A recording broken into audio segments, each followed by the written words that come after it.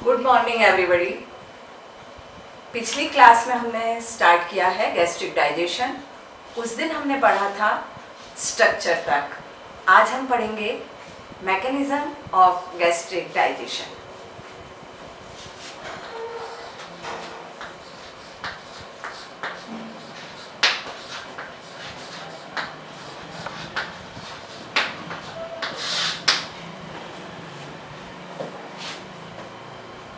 तो पुराने जो बिंदु थे उनमें एक था इंट्रोडक्शन, दूसरा था स्ट्रक्चर ऑफ स्टमक, उतना हिस्सा जो हमें गैस्ट्रिक डाइजेशन समझने के लिए आवश्यक था, इसको हम देख चुके हैं। आज हम करेंगे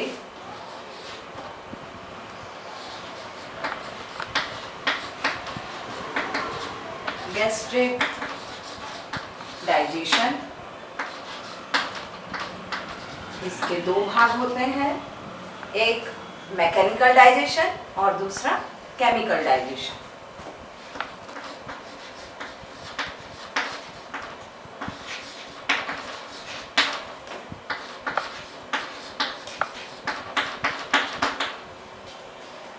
तो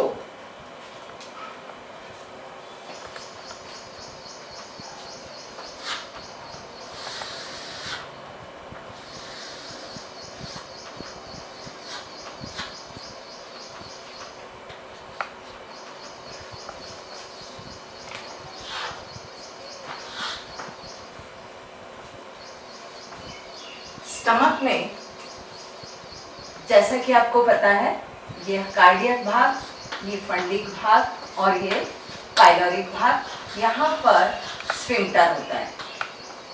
अब मैकेनिकल डाइजेशन पे हम चलते हैं। तो मैकेनिकल डाइजेशन दो तरह से होता है। एक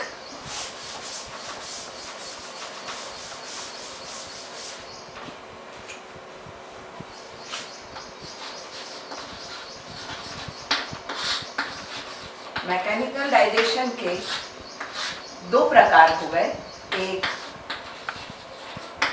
पेरिस्टॉल्सिस और दूसरा होता है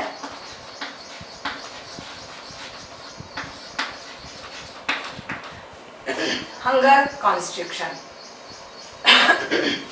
पेरिस्टॉल्सिस जो है, इसका मुख्य कारण होता है, जैसा कि उस दिन स्ट्रक्चर में आपको बताया था, स्टमक की वॉल काफी थिक होती है। इस थिकनेस की मेन वजह ही मैकेनिकल डाइजेशन में सपोर्ट देना होता है। तो यहाँ पर जो दो मसल्स हैं, एक सर्कुलर मसल्स हैं, एक लॉन्जिट्यूडनल मसल्स हैं। सर्कुलर मसल्स का संकीर्णन आमाशय की गुहा को छोटा करता है और लॉन्जिट्यूडनल मसल्स का आमाशय की गुहा को बढ़ाता है। तो एक बार एक मसल संकुचित होते हैं, दूसरों में शीतलन होता है। अगली बार दूसरों में संकुचन होता है तो एक में शीतलन होता है। यह प्रक्रिया बार बार एक निरंतर क्रम के साथ चलती है। हम इसे कहते हैं, उससे आमाशय के अंदर एक संकुचन पैदा होता है। हम इसे कहते हैं क्रमानुकुंचन। अब ये जो क्रमानुकुंचन है, पेरिस्टॉल्सिस अर्थात आमाशय की यांत्रिक गतियां। आमाशय की यांत्रिक गतियां कई तरह की होती हैं। एक होती हैं वीक वेव्स, अर्थात संकुचन मध्यम और धीरे होता है। दूसरी होती हैं पावरफुल वेव्स। और जब तो पेरिस्टॉल्सिस की वेव्स हो गई, एक हो गई वीक वेव्स और दूसरी हो गई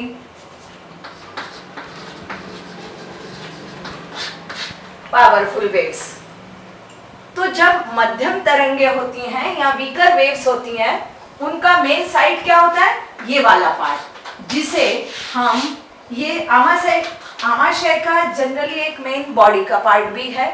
तो यहाँ मध्य भाग से ये वेव्स स्टार्ट होती हैं और धीरे धीरे धीरे धीरे ये नीचे की तरफ बढ़ती है। यहाँ नीचे से आशय है टूवर्ड्स पाइलोरिक साइट। अब ये जो वेव्स हो रही हैं जिन्हें हम वीक वेव्स कहते हैं, ये वीक वेव्स आमाशय के अंदर फूड को मिक्स करने का काम करती हैं। जैसा कि हमें पता है आमाशय डाइजेशन में कई तरह की भूमिकाएं निभाता है, जैसे storage of food, mixing of food and emptying of crime.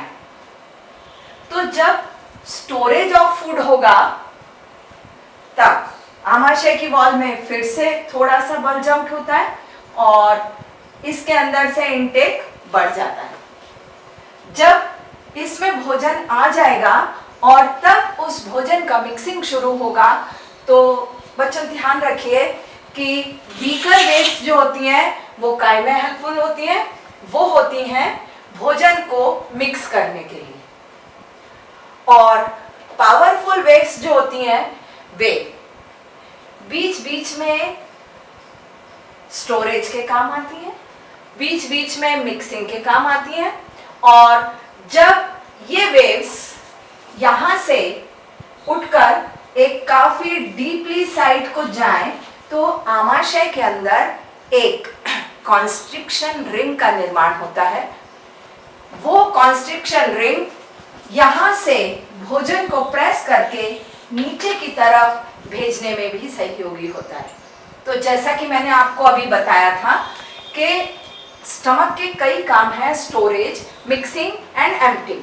अब जब यहाँ मिक्सिंग हो जाती है तो जो फूड यहाँ पर आया है, अब हम उसकी गैस्ट्रिक फिजियोलॉजी के अंदर जो टर्मिनोलॉजी यूज करते हैं उसको कहते हैं काइम।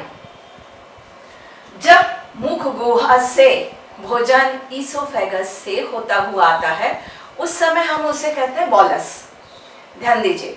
और जब ये भोजन यहाँ पर एक पेस्ट में कन्वर्ट होता है जो कभी कभी सेमी लिक्विड भी हो सकता है, तो उसे हम कहते हैं काइम। तो आमाशय में काइम को नीचे की तरफ भेजने में सहयोगी होती हैं फिर से कौन सी वेव्स, पेरास्टॉलसिस, लेकिन उनका तरीका थोड़ा सा बदल जाता है और वहाँ पर कॉन्स्ट्रिक्शन रिंग की तरह काम करती हैं। और कुछ ये जो वेव्स होती हैं इन्हें इसलिए यहाँ पर एक और नाम दिया जाता है जिसे कहते हैं pyloric pump. So basically pyloric pump जो है वो एम्प्टिंग स्टेज में काम आता है, जो यहाँ से इस काइम को इंटेस्टाइन की डिमांड के अकॉर्डिंगली धीरे धीरे नीचे की ओर भेजने में सहयोगी होता है। ये तो हुआ मैकेनिकल डाइजेशन का एक पार्ट जिसे हम कहते हैं पेरास्टॉलसिस। तो हम इसे जल्दी से समराइज कर देते हैं। पेरास्टॉलसिस मसल्स के कारण होने वाला संकुचन है। पेरास्टॉलसिस के लिए सर्कुलर मसल और लॉन्जिट्यूडनल मसल्स जो कि इसकी यहाँ थिक वॉल में होते हैं वे रिस्पॉन्सिबल हैं। पेरास्टॉलसिस में कई तरह की वेव्स होती हैं, कुछ वीक वेव्स होती हैं और कुछ पावरफुल वेव्स होती हैं। उनके कार्य अभी हमने देखे। अब हम चलते हैं हंगर कॉन्ट्रिक्शन। तो हंगर कॉन्ट्रिक्शन जो है वो उसके नाम से ही हमें काफी कुछ स्पष्टता दे रहा है। जैसे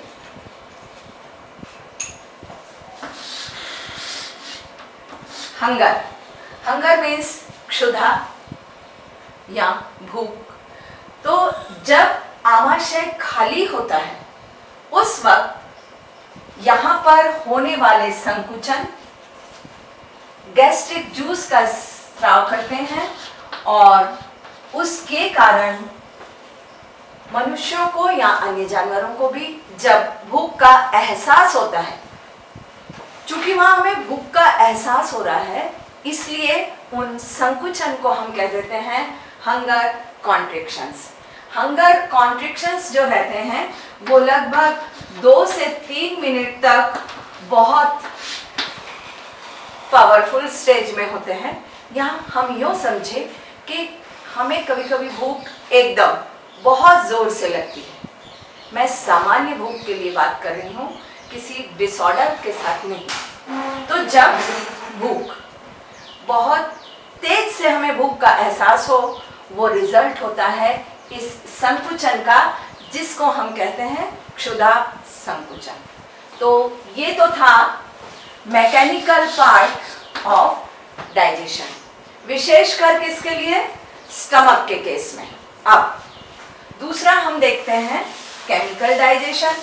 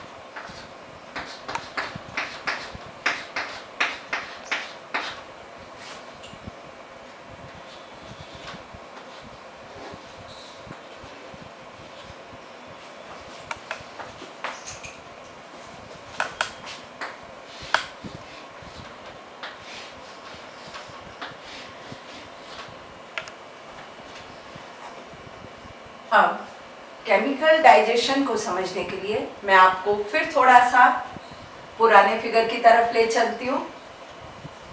ये स्टमक, ये इसका LS व्यू, ये इसका TS व्यू। TS व्यू में हमने देखा ये विलाई है और दो विलाई के बीच में ये जो पार्ट है, ये यहाँ पर एक तरह से नेक म्यूकस सेल्स है। ये वाला जो पार्ट है ये गैस्ट्रिक पिट कहलाता है। इसमें से ये जो एरो आ रहे हैं ये गैस्ट्रिक जूस के सिंबल्स हैं। अब जैसा कि आपने देखा ये LS व्यू, ये TS व्यू, इस TS को हम ये वाला पोर्शन और स्पष्ट समझने के लिए हम इसे और मैग्नीफाई करते हैं और फिर हम देखते हैं कि इसमें यहाँ पर हमें कुछ म्यूकोजेनिक सेल्स या म्यूकस सेल्स, इन्हीं को यहाँ पर इधर जो बीच में इस नेक पोर्शन में होंगी ये नेक म्यूकस सेल्स। ये जो अलग से मार्क्ड आपको दिख रही हैं ये है पैराइटल सेल्स या ऑक्जेंटिक सेल्स। तो HCl प्रोडक्शन का काम पैराइटल सेल्स और ऑक्जेंटिक सेल्स करती हैं। क्लियर? दोनों एक ही हैं। अब ऑक्जेंटिक सेल्स जो हैं ये HCl भी प्रोड्यूस कर रही हैं और इंट्रिंसिक फैक्टर भी प्रोड्यूस करती हैं। इंट्रिंसिक फैक्टर विटामिन B12 के एब्जॉर्प्शन के लिए जरूरी होता है और HCl के वर्क हमें पता ही है और आगे देखेंगे।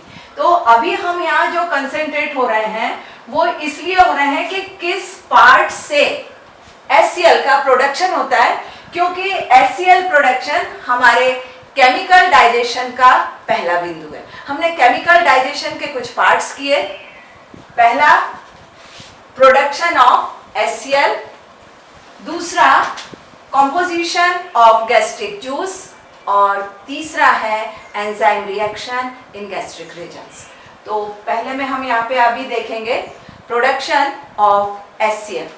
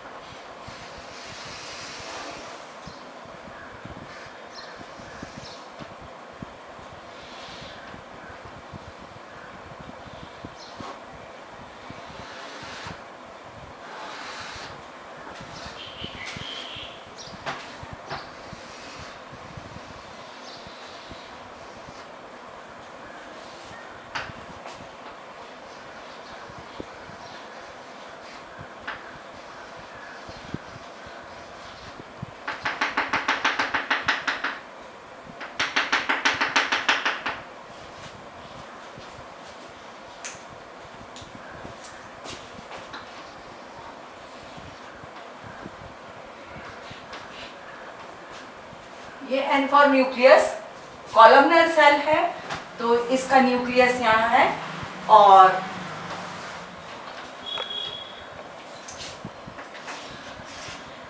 इसकी ये लेंथ, ये विड्थ। मेनली हम देखेंगे यहाँ पर, अब ये जो चित्र में आप देख रहे हो, किस चीज का मैग्निफिकेशन हुआ है? ऑक्जेंटिक सेल का।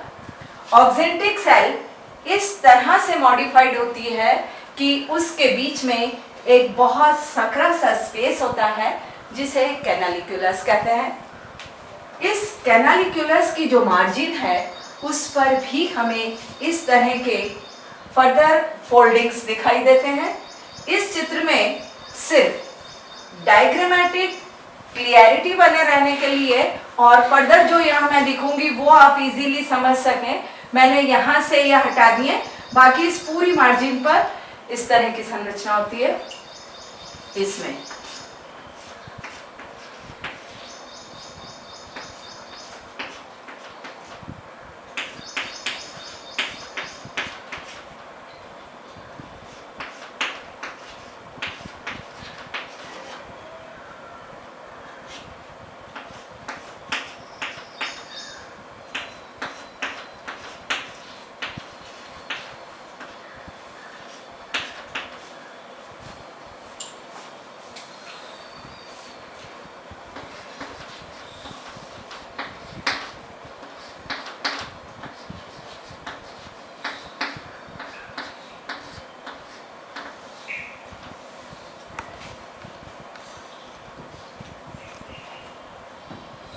तो ये फिगर आपको क्या बता रहा है? ये फिगर आपको समझा रहा है production of HCl in oxyntic cells. ये ऑक्जेंटिक सेल की सिचुएशन है, ये आप समझ चुके। ये वाला पार्ट जो है ये है इसके अंदर ब्लड वेसल। ब्लड वेसल के अंदर NaCl विघटित होता है Na और Cl में। यहां से ये क्लोराइड आयंस चले जाते हैं इस कैनालिक्यूलस में।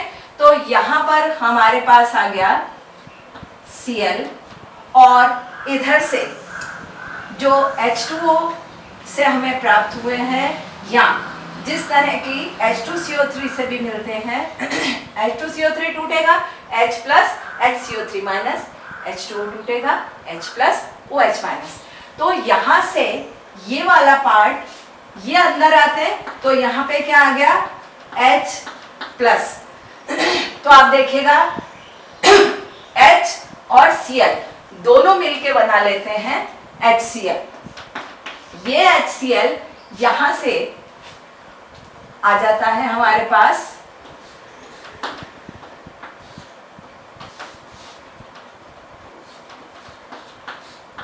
यहाँ पर। ये जो पोर्शन है, ये वाला पोर्शन क्या है, ये वाला भाग है, ये नेक रीजन है। तो यहाँ से आप देखिए, यहाँ आपको बताया था कि दो विलस के बीच में या दो विलाई के बीच में इस तरह से जो स्पेस है, ये नेक रीजन है। यहाँ से HCl भी यहाँ आ जाएगा। ये जो ज़ाइमोजेनिक ग्लैंड्स हैं, ये क्या यहाँ दे देंगी, ये दे देंगी एंजाइम, और यहाँ से आएगा म्यूकस और ऊपर जाएगा गैस्ट्रिक जूस। तो एक बार इसको देखिए, ये पैराइटल सेल, ये इसमें कैनालिकुलस, ये इस सेल की एक अपनी विशेषता है जो अन्य सेल्स में नहीं होती। ब्लड सेल से, ब्लड वेसल से हमें यहाँ मिलता है क्लोराइड और यहाँ से मिलते हैं H+।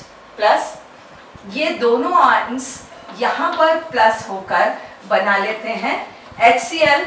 ये HCl यहाँ पर फिर चला जाता है गैस्ट्रिक जूस के अंदर। तो ये था प्रोडक्शन ऑफ HCl।